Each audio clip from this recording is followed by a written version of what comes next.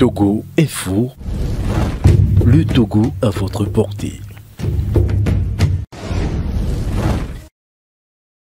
Oui, vous vous souvenez sans doute que le comité pour la libération des détenus politiques avait été mis sur pied, justement par rapport à la problématique des personnes qui sont arbitrairement maintenues en détention dans notre pays et par rapport à la mission qui lui était assignée. Le comité a eu à faire un certain nombre d'activités, de rencontres, d'analyses, d'écriture, jusqu'à l'élaboration d'un mémo. Et aujourd'hui, à l'occasion donc de cette conférence de presse, le comité a informé l'opinion nationale et l'opinion internationale sur l'existence de ce mémo qui met l'accent sur la question des détentions arbitraires, en corrélation avec l'instrumentalisation du système de justice au Togo.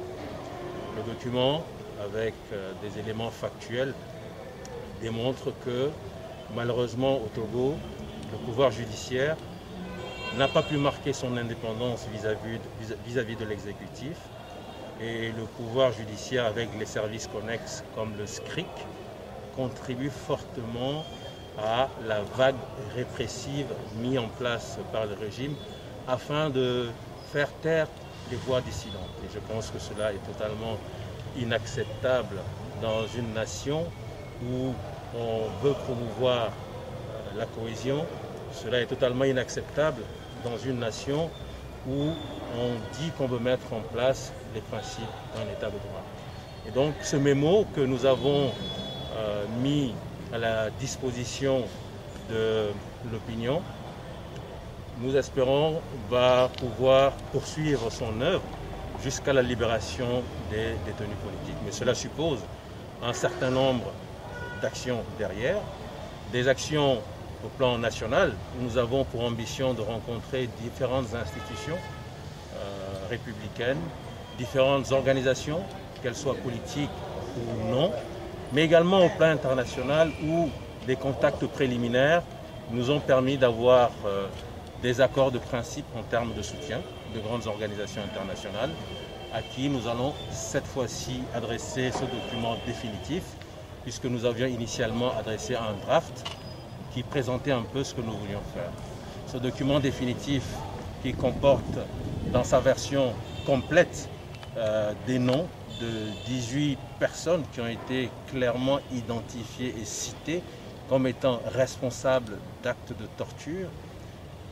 Nous espérons donc que ce document définitif qui sera adressé aux institutions nationales et à certaines institutions internationales, ce document définitif permettra une série de mesures pour que la torture, la pratique de la torture, la question des morts en détention, les disparitions forcées, les arrestations qui sont faites en dehors de toute règle procédurale, que tout cela, en tout cas, on puisse y mettre fin dans notre pays afin qu'ensemble, nous puissions enfin espérer que les principes démocratiques, les principes d'un état de droit soient enfin respectés. Vous avez aussi évoqué la situation actuelle de la presse. Absolument.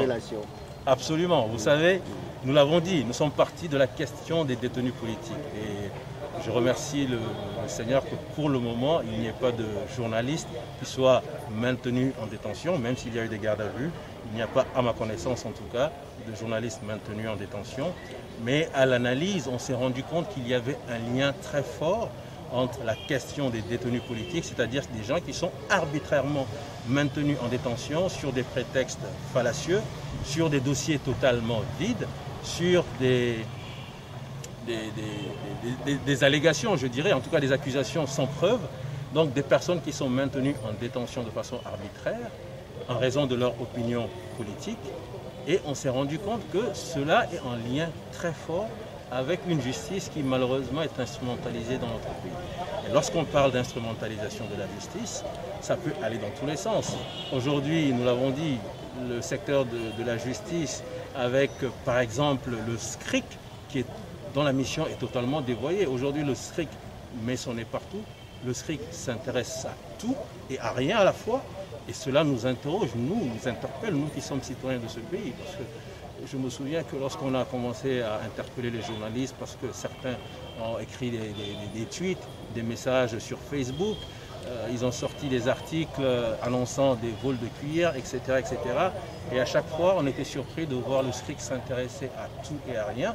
Et on se demandait, mais finalement, quelle est la mission du SCRIC? Donc si le SCRIC intervient de façon aussi intempestive, si le système de justice donne l'impression d'être le bras armé dans une vague répressive, comprenez que les délits de presse puissent être réglés à la justice, comprenez que les délits de presse puissent vous conduire à des gardes à vue, comprenez également que pour de simples petits délits, on en arrive à suspendre vos récépissés, donc je parle de vous les journalistes, vos récépissés, et qu'aujourd'hui, de mon point de vue, aucune corporation n'est protégée. Les journalistes qui ont tendance à vouloir dénoncer les écarts de ce régime, les abus de ce régime sont également en danger. Et c'est ainsi que vous avez pu, dans ce mémo, retrouver des allusions à tous ces abus subis par des gens de votre corporation.